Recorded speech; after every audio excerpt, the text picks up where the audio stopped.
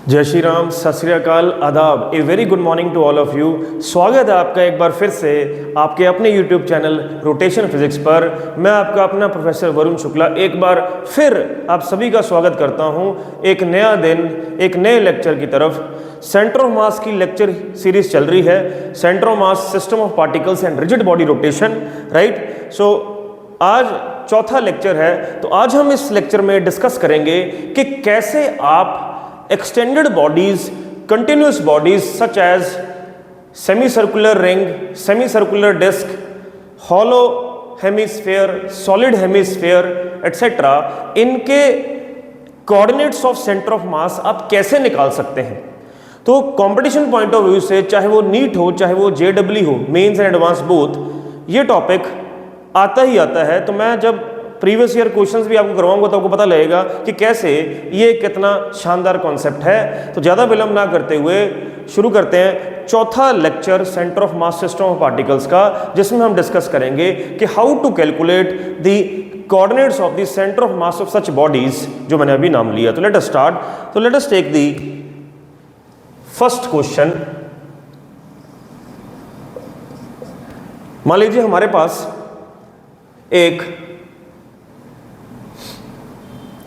Semi circular ring है बना, ठीक है जी।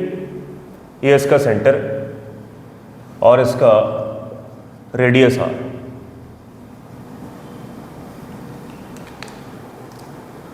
अब करना क्या है,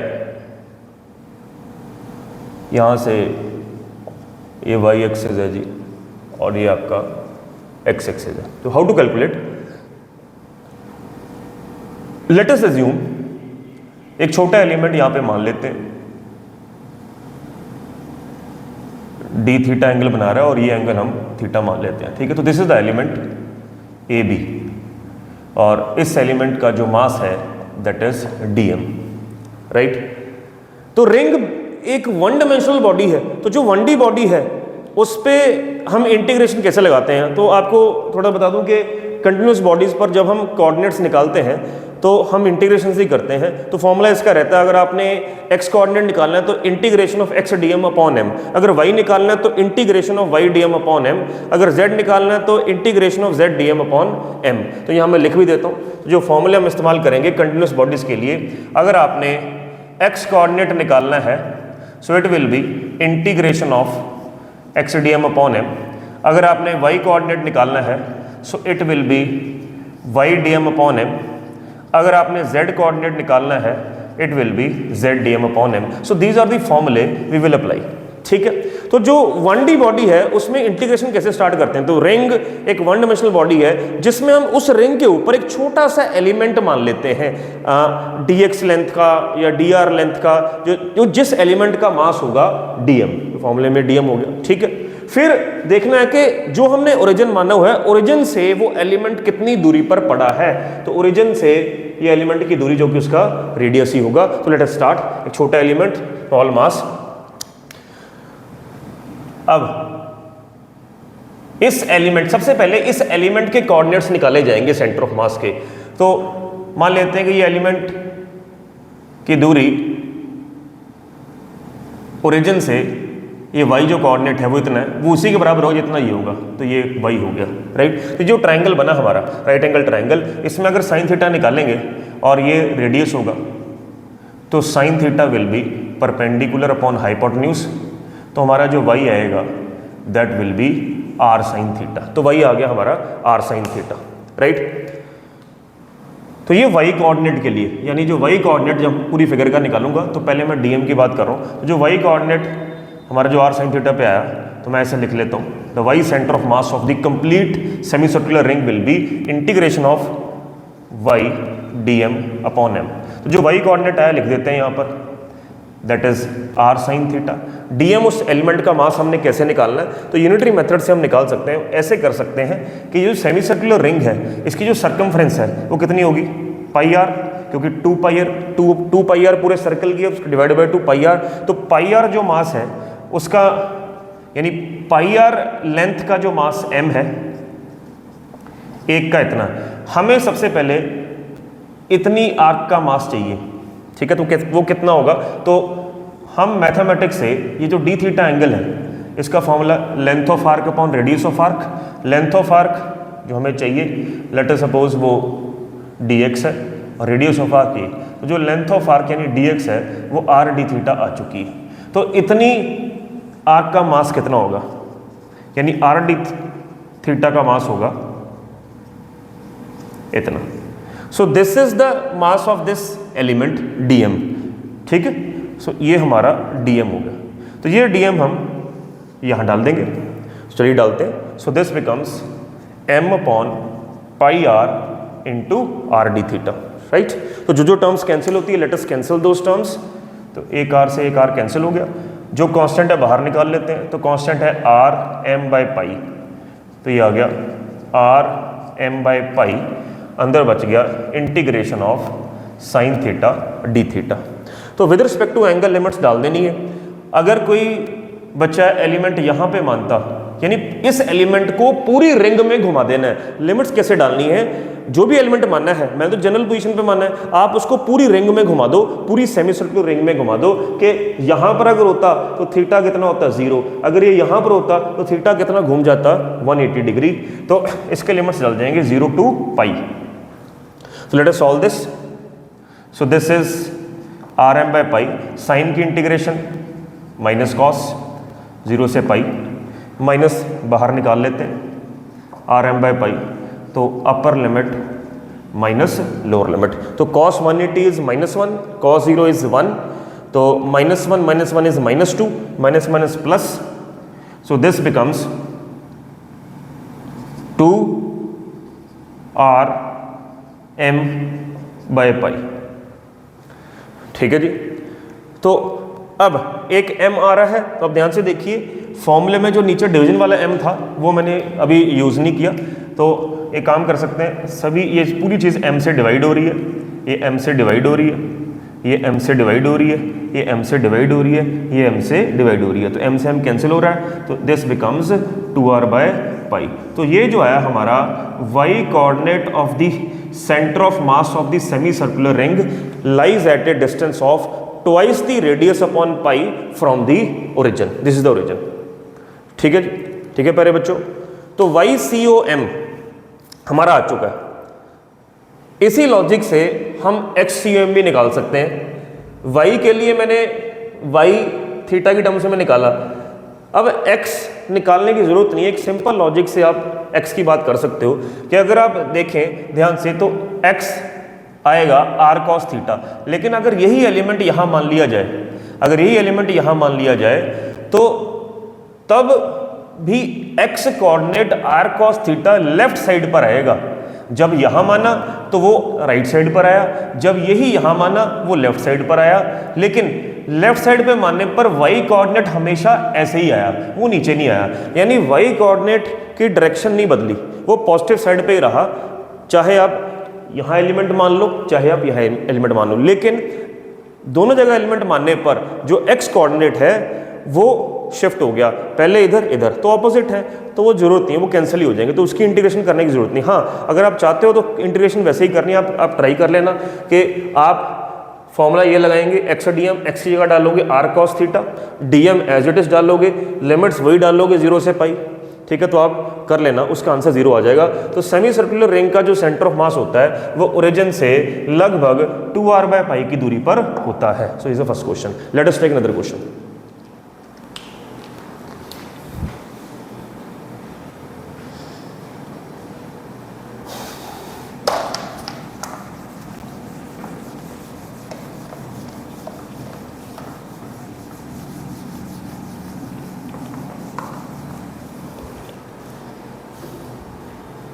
The second question is, अब सेमी सर्कुलर रिंग होगी, ठीक है जी, इसी तरह से सेमी सर्कुलर डिस्क का फॉर्मूला है, राइट। तो the centre of mass of a semi circular disc, ये डिस्क है, this is x axis and this is y axis, right, this is the origin। तो डिस्क एक 2 डायमेंशनल बॉडी है। हमने इससे पहले जो ड्राइव किया रिंग का formula, ring was 1 dimensional body, तो उसमें एक छोटा एलिमेंट मान के कर लिया। लेकिन जब आप डिस्क जैसी बॉडीज की तरफ आते हैं तो इंटीग्रेशन कैसे स्टार्ट करते हैं कि आप इसमें एक 1 डायमेंशनल बॉडी मान लो, यानी आप इसमें रिंग मान लो। तो सेमी सर्कुलर रिंग मान लो सर्टन रेडियस की और सर्टन थिकनेस की, and then you can start your integration. तो मैं यहाँ पर बता दूँ कि डिस्क में भी जब आप रिंग मानोगे तो उसका भी डिस्क के लिए जो उसका सेंटर ऑफ मास का केवल वाई कोऑर्डिनेट निकलता होता है। तो जो y coordinate of centre of mass होता है वो 4r/3π की दूरी पे होता है। Very very important formula. कई बार तो मैंने देखा है कि JEE मेन में ये डायरेक्ट क्वेश्चन आ गए। मैं आपको बताऊंगा, मैं आगे चल के अभी आपको कोन का सेंटर ऑफ मास बताऊंगा, तो आप चेक कर लेना लास्ट के 2-3 साल के एग्जाम में कोन का क्वेश्चन एज इट इज आ गया कि एक कोन का सेंटर ऑफ मास कहाँ लाई करता है, वर्टेक्स से कितनी दूरी पे होता है या बेस से कितनी दूरी पर होता है, वो एज इट इज आया हुआ है। तो यानी मैटर ये नहीं करता कि आप इसको इसमें डेरिवेशंस देखिए, हाँ आपको पता होना चाहिए कि इंटीग्रेशन करनी कैसे है, राइट। इसलिए मैंने आपको रिंग का बता दिया इंटीग्रेट करके, ठीक है। तो यहाँ पर you just need to remember the फॉर्मूले। आगे मैं न्यूमेरिकल कराऊंगा, उसमें ये काम आएंगे कि सेमी सर्कुलर डिस्क के लिए जो y coordinate of centre of mass है वो x नहीं होता है इसका, तो इसका भी जो x coordinate of centre of mass है वो 0 होगा। वो कितनी दूरी पे लाई करता है ओरिजिन से, 4r, r उसका रेडियस है अपॉन 3π। नेक्स्ट फॉर्मूला,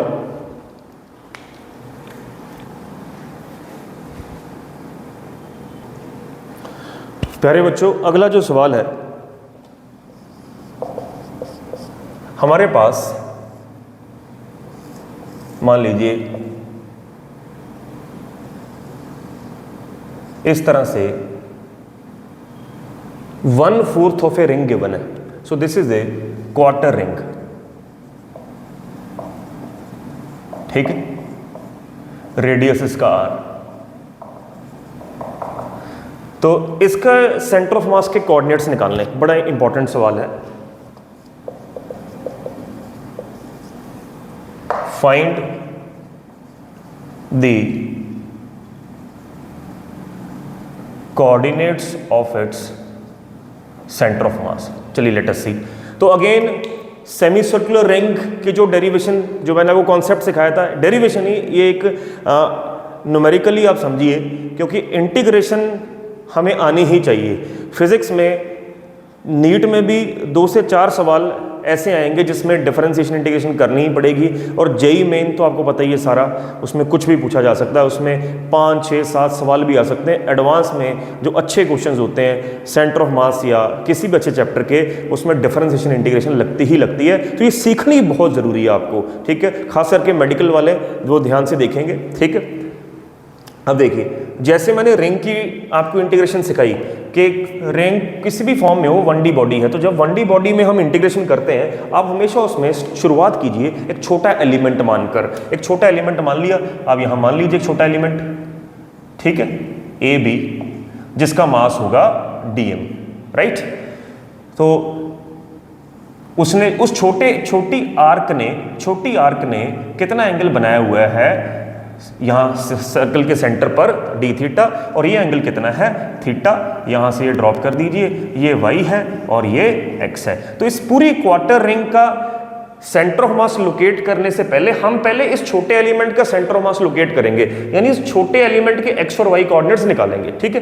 तो पिछले केस में तो मैंने आपको समझा दिया था कि केवल y निकालना है, x क्यों नहीं निकालना आपको बता दिया था, क्योंकि फिगर जब ये कंप्लीट करोगे x उल्टी साइड आएगा, तो x निकालने की जरूरत नहीं। अब इसको काउंटर करने के लिए कोई चीज नहीं है, तो इस केस में x भी निकाल के देखना पड़ेगा। मेरी बात समझे ना।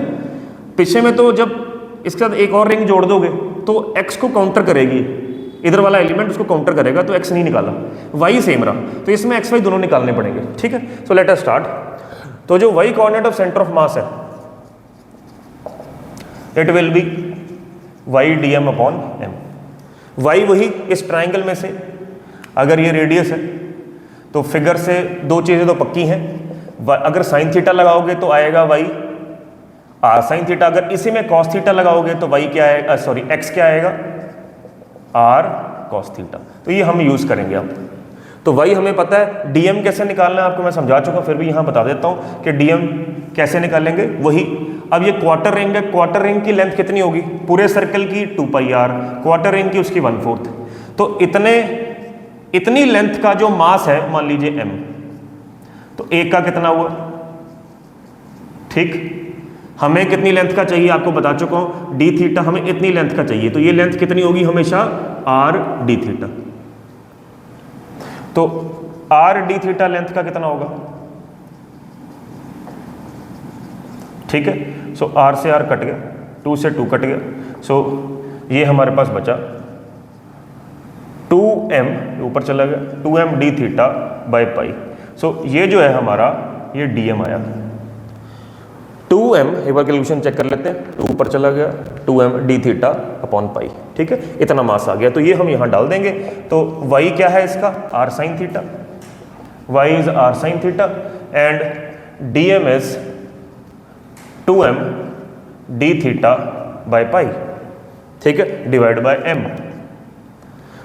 अब लिमिट्स कैसे डालनी है, ये एलिमेंट अगर यहाँ होगा तो एंगल 0 होगा, ये डिसाइड करता है कि लिमिट्स किसकी डालनी है, एंगल की लिमिट्स डालनी है 0। ये जब यहाँ पर होगा एंगल π/2 होगा, तो 0 से π/2 इसकी लिमिट्स होगी। पिछले केस में सेमी सर्कुलर रिंग के लिए लिमिट्स क्या थी, 0 से π, ठीक है। Let us solve this. इसमें 2 भी कांस्टेंट, m भी कांस्टेंट, आपका पाई भी कांस्टेंट, r भी कांस्टेंट, चलिए करते हैं। सो 2m r बाई पाई, नीचे ये m है, ये m से m कैंसिल हो गया, तो ये बच गया 0 से π/2 sine theta D theta. So let us start. So this becomes 2r by pi, sine की इंटीग्रेशन माइनस कॉस, 0 से π/2 माइनस बार ले लेते हैं, ठीक है। तो ये बच गया अपर लिमिट माइनस लोअर लिमिट। तो cos 90 0, 0 minus cos 0 is 1, minus minus plus, तो ये बन गया 2r by pi. So this is the y coordinate of its centre of मास। ध्यान से देखिए,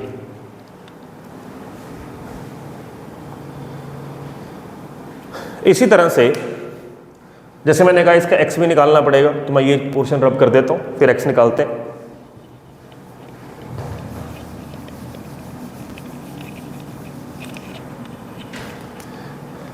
सो जो x कोऑर्डिनेट होगा सेंटर ऑफ मास का, उसका formula x dm by m, ठीक है जी।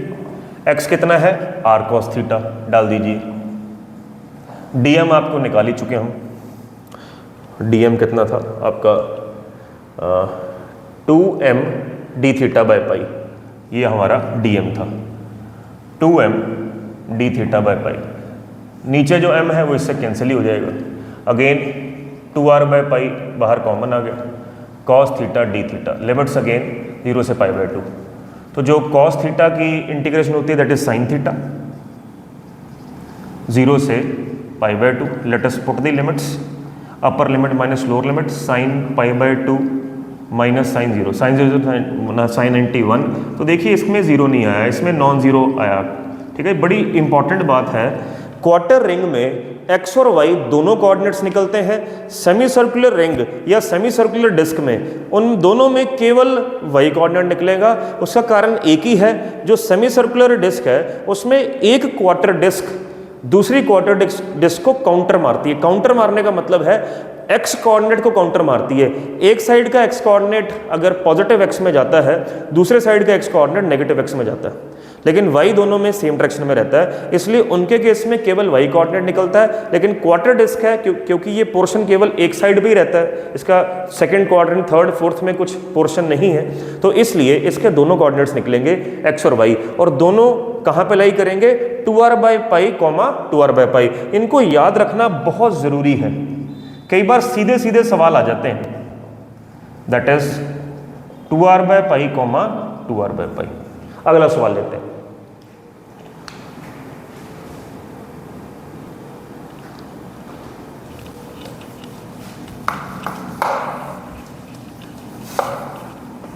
यस प्यारे बच्चों, अगला सवाल लेते हैं। हमारे पास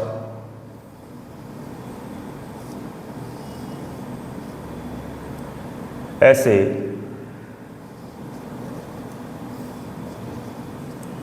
it is also a very good question. We have an annular half disc. Annular means जिसका इनर और आउटर रेडियस गिवन हो, ठीक है। So you have to find the coordinates of this annular half disc. ठीक है, तो देखिए मैंने एक डिस्क वाला कॉन्सेप्ट आपको बताया था, उसमें सीधा मैंने फॉर्मूला बताया था कि डिस्क का, सेमी सर्कुलर डिस्क का जो सेंटर ऑफ मास है उसका वाई कोऑर्डिनेट 4r/3π की दूरी पर रहेगा ओरिजिन से। ठीक है, यहाँ मैं आपको करके बताऊंगा कि कैसे आप डिस्क में इंटीग्रेशन की शुरुआत करते हो। ठीक है, तो एनुलर डिस्क का सवाल है। तो मैंने वो कहा था कि डिस्क एक 2 डायमेंशनल बॉडी है जिसका एरिया कंसिडर किया जाता है। तो जब भी आप ऐसे 2D बॉडीज़ में इंटीग्रेशन की शुरुआत करें तो उसमें से एक तरीका ये है कि आप इसके अंदर रादर देन एक छोटा एलिमेंट माने, छोटा एलिमेंट हम केवल रिंग जैसी फिगर्स के लिए मानते हैं, यहाँ पर आप इसके अंदर एक जो एलिमेंट मानेंगे वो रिंग ही मान लेंगे। यानी अगर ये सेमी सर्कुलर शेप में है तो इसके अंदर जो एलिमेंट होगा वो सेमी सर्कुलर रिंग ही माना जाएगा। ठीक है, तो लेट अस सपोज कि इसके अंदर एक रिंग है, यानी ये एनुलर डिस्क ऐसी बहुत सारी रिंग्स की बनी हुई है, तो उस बहुत सारी रिंग्स में से एक छोटी रिंग हमने मान ली। ठीक है, तो जब भी आपने ये रिंग मानी तो दिस इज दैट एलिमेंट जो मैंने शेड किया।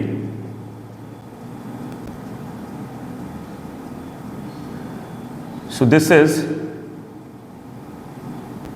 N elemental semi circular ring, elemental semi circular ring जिसका जो रेडियस है आप कुछ भी मान सकते हैं, स्मॉल r ले लें, और उसकी थिकनेस भी माननी पड़ेगी, dr उसकी थिकनेस है। जब तक आप थिकनेस ही मानोगे आपको किसके विद रिस्पेक्ट टू इंटीग्रेट करना है वो नहीं पता लगेगा। इसलिए ये देखते समझ में आएगा कि यार अगर मैं उसके अंदर रिंग मान रहा हूं और जल्दबाजी में आप भूल ही जाओगे यार मैंने r रेडियस लिया, लेकिन जब आप उसकी कैलकुलेशन स्टार्ट करोगे ना, जो इंटीग्रेट करोगे तो आपको ऑटोमेटिकली पता लग जाएगा यार d थीटा है कि dr है, वो पता ही लगेगा। इसलिए एक थिकनेस तो हमेशा माननी ही पड़ेगी। जैसे फॉर एग्जांपल अगर कोई 3D बॉडी स्फेयर है कि स्फेयर को इंटीग्रेट कैसे करते हैं, स्फेयर के अंदर आप डिस्क मान लेते हैं विद अ सर्टेन थिकनेस। अब उस थिकनेस का फायदा क्या होता है, स्फेयर जैसी बॉडीज की वॉल्यूम कंसिडर की जाती है और वॉल्यूम का जो बेसिक फॉर्मूला है वो होता है area into thickness, right.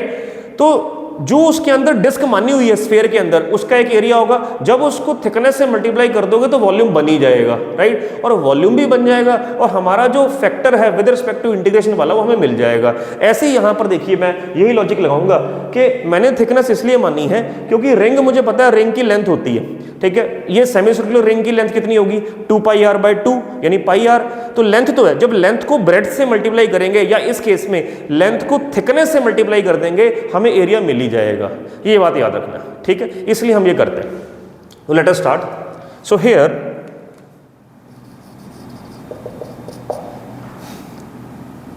let us consider a semicircular ring of radius r and thickness dr, ठीक है। और हमें गिवन क्या है, we are given sigma which is the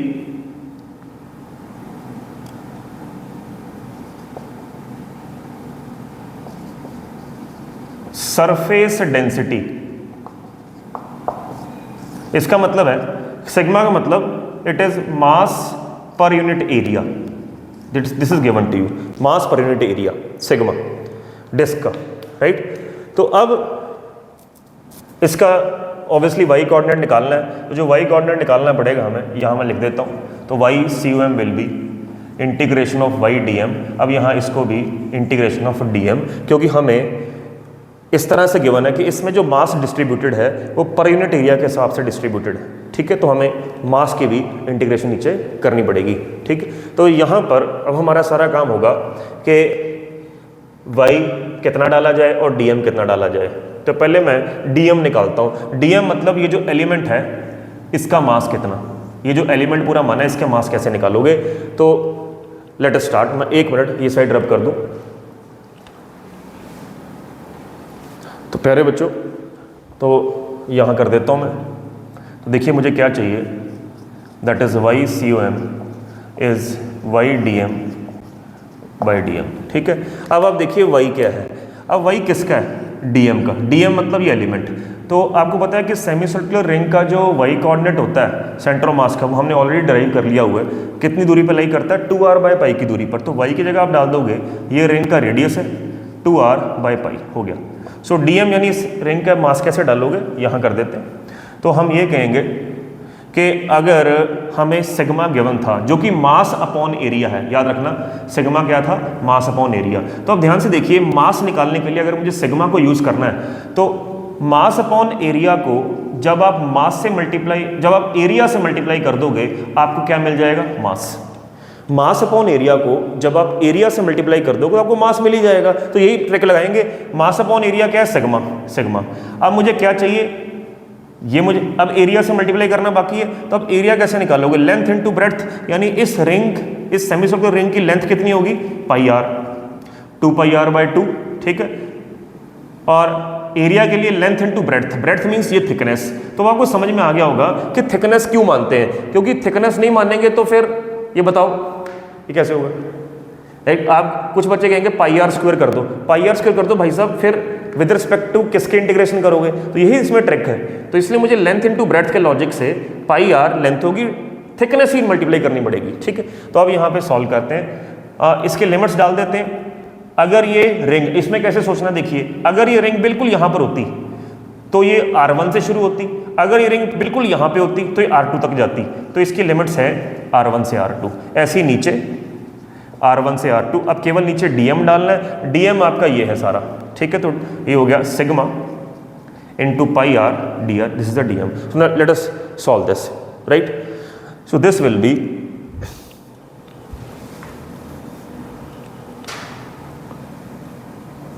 तो यहाँ कर रहे हैं। सो देखते हैं क्या क्या है जी, कांस्टेंट कौन कौन से हैं। देखिए सिग्मा बाहर आएगा, कैंसिल ही हो जाएगा, ठीक है। पाई कांस्टेंट बाहर आएगा, कैंसिल हो जाएगा। तो नीचे तो r dr बच गया, तो ऊपर क्या बचा? 2/π बचा, सिर्फ कांस्टेंट बाहर, बाकी r इंटू आर r² हो गया, ठीक है। सो 2/π r1 से r2, r into are r² dr, नीचे क्या बचा? नीचे बाहर निकालने के लिए कुछ नहीं है, this is r1 to r2, this is r dr, ठीक है। सो 2/π।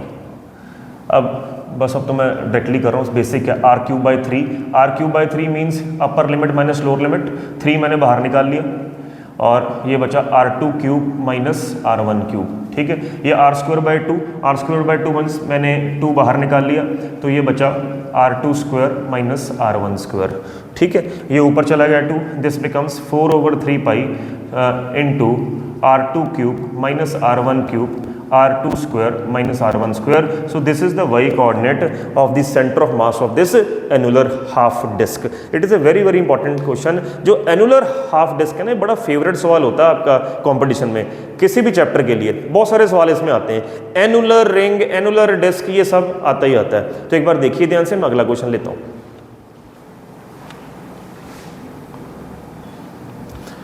जी हाँ प्यारे बच्चों, अगला जो मैंने सवाल लिया है, एक रॉड है जिसकी लेंथ L है, उसकी non uniform linear mass density है। लीनियर मास डेंसिटी का मतलब है मास अपॉन लेंथ, यानी उस रॉड में अनइक्वली मास डिस्ट्रीब्यूटेड है, यूनिफॉर्मली नहीं डिस्ट्रीब्यूटेड, अनइक्वली। वो कैसे डिस्ट्रीब्यूटेड है? इसके हिसाब से a प्लस बी x/L का होल स्क्वायर, a और b कॉन्स्टेंट्स हैं और x की वैल्यू 0 या 0 से बड़ी है और मैक्सिमम L तक है। The value of x for the COM of the rod is, यानी इस रॉड का x coordinate of centre of mass कहाँ पर है? ऑब्वियसली रॉड हॉरिजॉन्टली पड़ी होगी। तो let us take this question, it's a very good question. So हम क्या करेंगे, रॉड भी जो है ऐसे मान लेते हैं, ये रॉड है, ये इसका ओरिजिन है। तो ऑब्वियसली अगर जो चीज़ x में पड़ी है उसका केवल x कोऑर्डिनेट निकलेगा, ठीक है। तो अगेन 1D बॉडीज में इंटीग्रेशन करना है, ये इंटीग्रेशन से ही होना है क्योंकि आपके पास वेरिएबल मास डेंसिटी है, ऑलवेज इंटीग्रेशन से। तो यानी इसका जो फॉर्मूला लगेगा x कोऑर्डिनेट का, क्या लगेगा, यहाँ लिख देता हूँ। तो जो x कोऑर्डिनेट का फॉर्मूला लगेगा that is integration of x dm upon dm, तो ये लगाना है फॉर्मूला, ठीक। तो 1D बॉडी में इंटीग्रेशन कैसे स्टार्ट करते हैं? एक छोटा एलिमेंट मानना होता है, जैसे रिंग के केस में हमने एक छोटा एलिमेंट माना, यहाँ भी छोटा एलिमेंट मान लेते हैं। तो ये छोटा एलिमेंट है dx लेंथ का, इसका जो मास है वो dm है, राइट। तो इसका मास कैसे निकालना है आपको मैंने सिखाया है कि आपको इसको यूज़ करना है मास निकालने में। ये जो हमारी चीज़ है रो, ये यहाँ मास अपॉन लेंथ है, तो मास अपॉन लेंथ को जब लेंथ से मल्टीप्लाई कर दोगे तो आपके पास मास ही आ जाएगा। जैसे हमने पिछले केस में मास अपॉन एरिया को एरिया से मल्टीप्लाई किया तो मास आ गया। तो ये लॉजिक, ये ट्रिक आपने दिमाग में रखना है, तो मुझे इसको यूज़ करना है। तो यानी m अपॉन एल मेरा क्या है, ये सारी टर्म, जब मैं इसको लेंथ से मल्टीप्लाई कर दूंगा मुझे मास आ जाएगा। मुझे सबसे पहले जो लेंथ चाहिए होगी वो इसकी चाहिए dx, क्योंकि मैं पहले इसकी बात कर रहा हूँ, फिर पूरी रॉड की बात कर रहा हूँ, वो लिमिट्स डाल के निकाल लूंगा। ठीक है, तो जो हमारे पास dm बनेगा वो बनेगा ये पूरी चीज़ जो कि मास अपॉन लेंथ है, a प्लस बी, ये होल स्क्वायर खोल लो, X square by L square into, ये तो मास अपॉन लेंथ है, अब मुझे इसकी लेंथ चाहिए, इसकी लेंथ क्या है dx, तो ये मास आ गया। सो देयरफॉर ये dm मैंने निकाल लिया। x क्या है, ये एलिमेंट ओरिजिन से x की दूरी पर है, तो चलिए डाल देते हैं इस फॉर्मूले में। देयरफॉर जो x कोऑर्डिनेट आया that is x multiply by सारी चीज a plus B x square by L square into d x.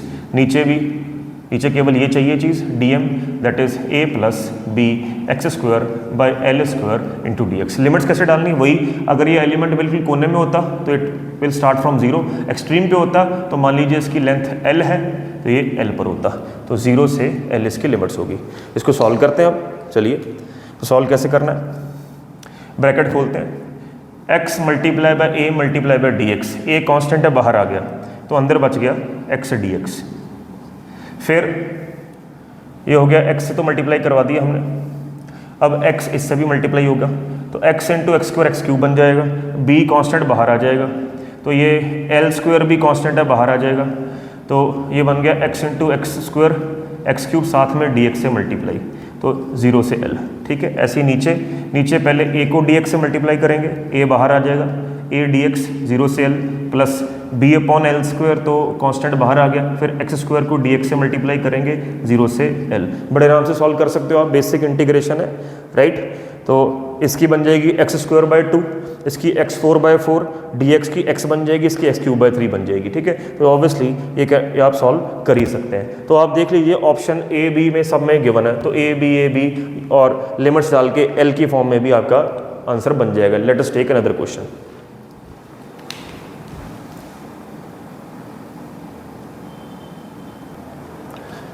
Yes, तो प्यारे बच्चों अगला मैंने सवाल लिया है। सवाल तो हमने ये करना है, इसमें एक कोन है और सॉलिड कोन है ये गिवन, और ये इसके साथ हेमीस्फेयर है, ठीक है, और सॉलिड हेमीस्फेयर है। इस पूरे सिस्टम का सेंटर ऑफ मास लोकेट करना है, तो उससे पहले मैंने आपको कुछ शॉर्टकट्स बताए हैं जो मैं आपसे बात कर रहा था कि जेईई वगैरह में ये कोन का सवाल सीधे सीधा आया हुआ है। जैसे अगर हॉलो कोन हो तो हॉलो कोन का बेस से जो सेंटर ऑफ मास है वो h/3 की दूरी पे लोकेट होता है अगर उसकी हाइट h है, और वर्टेक्स से उसका 2h/3 के नीचे होता है। तो ये ध्यान देना है कि कहाँ से पूछा गया। इस तरह सॉलिड कोन का जो बेस से सेंटर ऑफ मास होता है वो h/4 की दूरी पे होता है, तो ऊपर से आप h - h/4 कर सकते हैं। ठीक है, इस तरह से आइसोसेलेस ट्रायंगल का वर्टेक्स से जो सेंटर ऑफ मास होता है अगर ये b हाइट है तो ट्वाइस ऑफ b/3 पे होता है। सीधे सीधे क्वेश्चन आ सकते हैं। और हॉलो हेमिस्फेयर का यहाँ बेस से जो सेंटर ऑफ मास लोकेट होता है वो रेडियस/2 की दूरी पे होता है। सॉलिड हेमिस्फेयर का बेस से सेंटर ऑफ मास लोकेटेड होता है 3r/8 की दूरी पर। तो बहुत ही इंपॉर्टेंट ये ट्रिक्स हैं और फॉर्मूले याद रखने हैं। तो अब मैं यहाँ पर आता हूँ। अब आप ध्यान से देखिए, ये जितनी मैंने फिगर्स दी हैं इनमें से कौन कौन सी फिगर इसमें दोनों में इन्वॉल्व है। इसमें डबल फिगर इन्वॉल्व है, एक सॉलिड कोन इन्वॉल्व है, यानी ये फॉर्मूला याद रखना है, बेस से उसका सेंटर ऑफ मास h/4 की दूरी पर है, और एक सॉलिड हेमिस्फीयर यानी 3r/8। अब हमने करना क्या है, तो हम मान लेते हैं कि कोन का जो सेंटर ऑफ मास C1 यहाँ पे लोकेटेड है, तो ये एक पार्टिकल बन गया, ऐसे ही इसका यहाँ पे लोकेटेड है, ये ओरिजिन है, so it becomes a 2 particle system. तो 2 पार्टिकल सिस्टम में अब देखिए ध्यान से, अगर ये ओरिजिन माना गया है तो ओरिजिन से ठीक y एक्सिस के ऊपर एक पार्टिकल पड़ा है और y के नीचे पड़ा है। ठीक है, तो इसका y कोऑर्डिनेट ही निकलेगा सिस्टम का। तो YCM का फॉर्मूला लिखते हैं, it is m1y1 plus m2y2 upon m1 plus m2। अब इसमें मास वगैरह गिवन नहीं है राइट, तो आप ये कह सकते हैं कि जो 3 डायमेंशनल बॉडी है उसमें मास प्रोपोर्शनल टू वॉल्यूम ही होता है, तो आप मास की जगह वॉल्यूम डाल सकते हैं।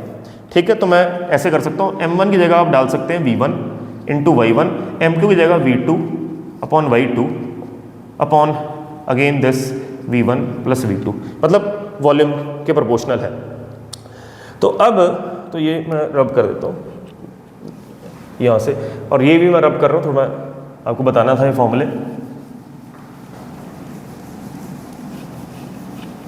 तो मैं यहाँ सॉल्व कर लूँगा। सो ध्यान से देखिए, अब बेस से C1 ऑब्वियसली कितनी दूरी पे होगा फॉर्मूले के हिसाब से, h/4। h/4 मीन्स हाइट कितनी है इसकी 3r, तो ये बन गया 3r/4। और मास वॉल्यूम कितनी होती है आपकी कोन की, 1/3 पाई r²h मल्टीप्लाई बाय y1 कितना है 3r/4। ठीक है, ये नेगेटिव साइड पे है तो माइनस आ जाएगा नीचे। तो मास इसका हेमिस्फीयर की वॉल्यूम क्या होती है 2/3 पाई r³, और कितनी नीचे होता है ये 3r/8, यानी ये आ गया अपॉन m1 प्लस m2। ठीक है, तो यार इसमें वैल्यूज डालते हैं। जो हाइट है हमारी वो 3r है और रेडियस कैपिटल R है, so it is 1/3 pi r² into 3r into 3r/4।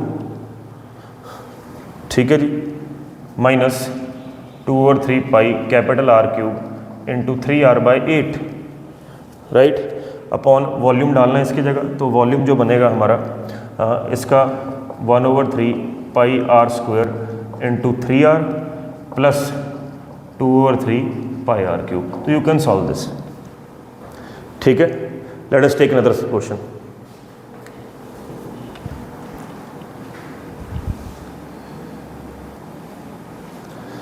प्यारे बच्चों, अगला एक और बड़ा शानदार सवाल मैंने लिया है। ठीक है, तो करते हैं इसको सॉल्व। तो इसमें आप देख सकते हैं कि ऐसा एक सिस्टम बना है। ये सेमी सर्कुलर रिंग है जिसका रेडियस a है, ये एक और सेमी सर्कुलर रिंग है जिसका रेडियस 2 है, एक यहाँ पर रॉड है जिसकी लेंथ a है, और ये भी एक रॉड है जिसकी लेंथ a है। इस पूरे सिस्टम को सेंटर मास लोकेट करना है। ठीक है, तो जैसे कि आप देख सकते हैं इसमें 4 कंटिन्यूस बॉडीज़ हैं और उन कंटिन्यूस बॉडीज से हम फेमिलियर हैं।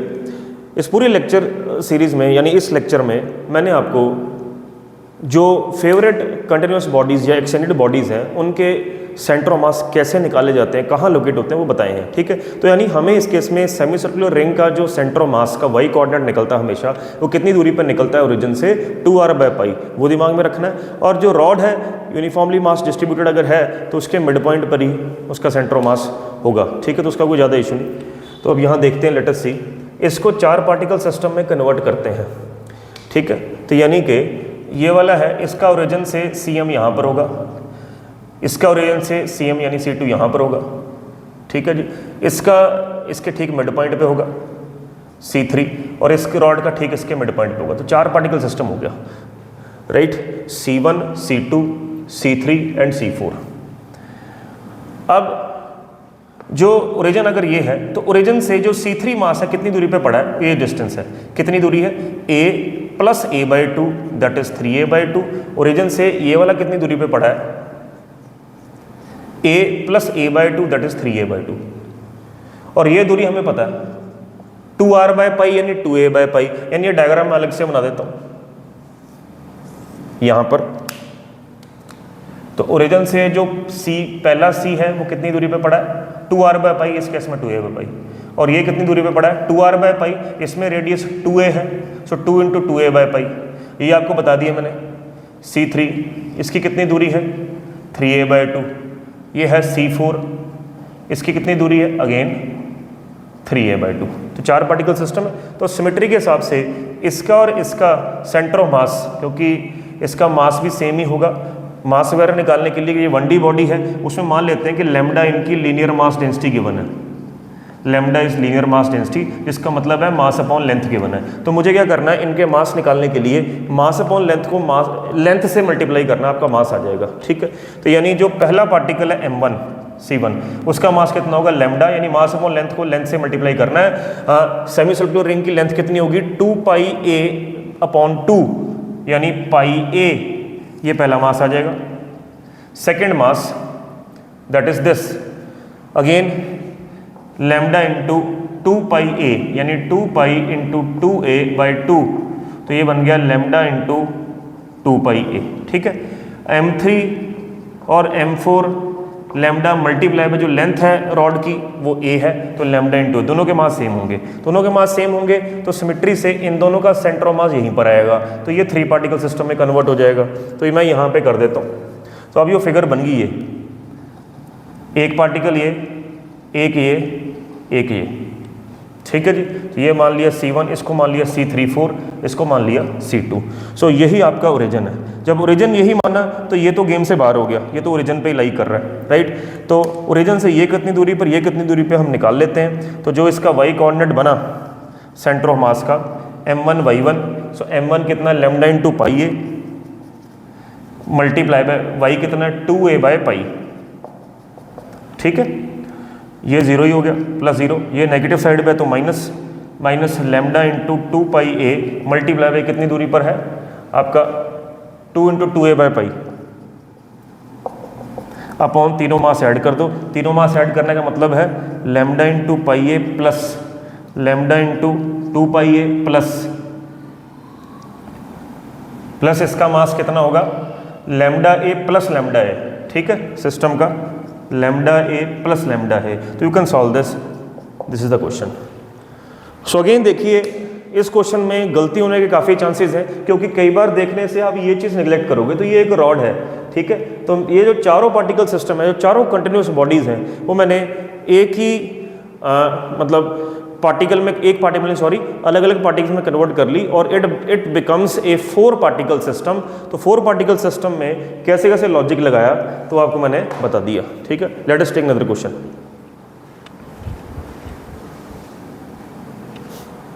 तो प्यारे बच्चों, मैंने आपको कोशिश की है कि कैसे कंटिन्यूस बॉडीज, एक्सटेंडेड बॉडीज का सेंटर ऑफ मास निकालते हैं। बहुत ही शानदार टॉपिक है ये और बहुत ही इंपॉर्टेंट टॉपिक है, ठीक है। आप चाहे नीट की प्रिपरेशन कर रहे हो, जेई मेन या एडवांस की, आप जरूर इस वीडियो को एंड तक देखिए। अगर आपको मेरी ये वीडियो या और वीडियोस पसंद आई हो, जो भी इस चैनल में नया है या जो विजिट कर रहा है, तो जरूर मेरे कंटेंट को देखें कि मैं कैसा कंटेंट दे रहा हूँ, डिलीवर कर रहा हूँ। ये सीरीज चलती ही रहेगी।